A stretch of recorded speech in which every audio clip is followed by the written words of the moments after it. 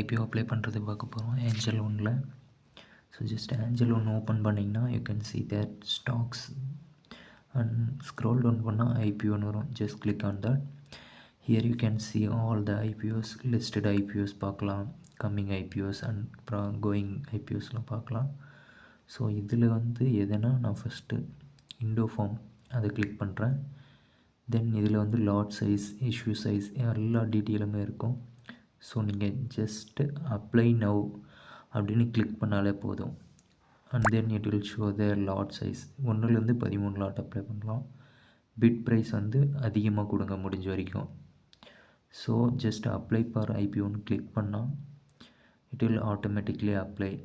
Then you will receive payment message through your mobile app. அவ்வளோதான், அப்ளை பண்ணிட்டா just it's enough.